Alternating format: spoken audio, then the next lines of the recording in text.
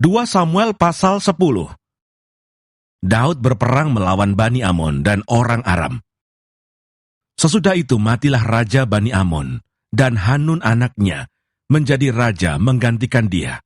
Lalu berkatalah Daud, "Aku akan menunjukkan persahabatan kepada Hanun bin Nahas, sama seperti ayahnya telah menunjukkan persahabatan kepadaku." Sebab itu Daud menyuruh menyampaikan pesan turut berduka cita kepadanya dengan perantaraan pegawai-pegawainya karena kematian ayahnya. Tetapi ketika pegawai-pegawai Daud sampai ke negeri Bani Amon itu, berkatalah pemuka-pemuka Bani Amon itu kepada Hanun, tuan mereka, "Apakah menurut anggapanmu, Daud hendak menghormati ayahmu, karena ia telah mengutus kepadamu orang-orang yang menyampaikan pesan turut berduka cita? Bukankah dengan maksud untuk menyelidik kota ini, untuk mengintainya dan menghancurkannya? Maka Daud mengutus pegawai-pegawainya itu kepadamu." Lalu Hanun menyuruh menangkap pegawai-pegawai Daud itu. Disuruhnya mencukur setengah dari janggut mereka dan memotong pakaian mereka pada bagian tengah sampai pantat mereka. Kemudian dilepasnya mereka. Hal ini diberitahukan kepada Daud. Lalu disuruhnya orang menemui mereka, sebab orang-orang itu sangat dipermalukan. Raja berkata, "Tinggallah di Yeriko sampai janggutmu itu tumbuh, kemudian datanglah kembali." Setelah dilihat Bani Amon bahwa mereka dibenci Daud, maka Bani Amon itu menyuruh orang menyewa dari orang Aram Bet Rehob dan orang Aram dari Soba, 20.000 orang pasukan berjalan kaki. Dari raja negeri Maaka 1.000 orang, dan dari orang-orang top 12.000 orang. Ketika Daud mendengar hal itu, disuruhnyalah Yoab maju dengan segenap pasukan pahlawan. Lalu Bani Amon maju, diaturnya barisan perangnya di depan pintu gerbang.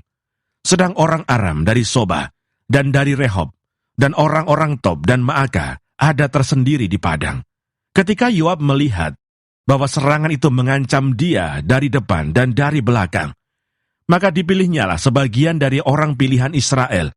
Lalu ia mengatur barisan mereka berhadapan dengan orang Aram itu.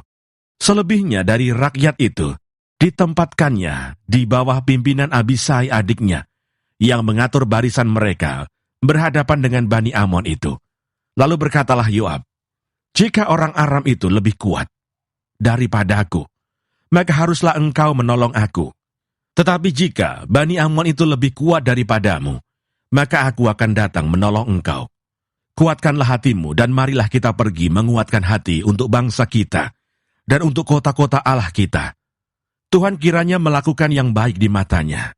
Lalu Yoab dan tentara yang bersama-sama dengan dia maju berperang melawan orang Aram, dan orang-orang itu melarikan diri dari hadapannya. Ketika Bani Amon melihat bahwa orang Aram sudah melarikan diri, maka mereka pun larilah dari hadapan Abisai dan masuk ke dalam kota. Sesudah itu pulanglah Yoab setelah memerangi Bani Amon, dan sampailah ia ke Yerusalem.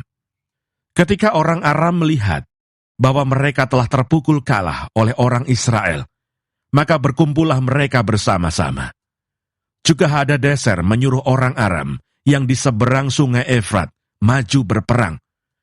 Mereka sampai ke Helam di bawah pimpinan Sobah, panglima tentara Hadadezer.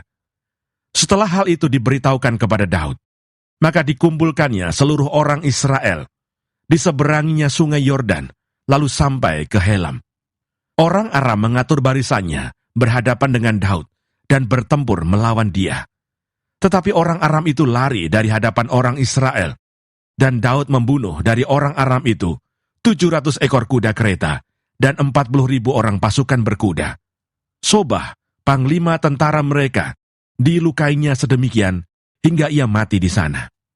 Ketika dilihat semua raja yang takluk kepada Hadadezer bahwa mereka telah terpukul kalah oleh orang Israel, maka mereka mengadakan perdamaian dengan orang Israel dan takluk kepada mereka.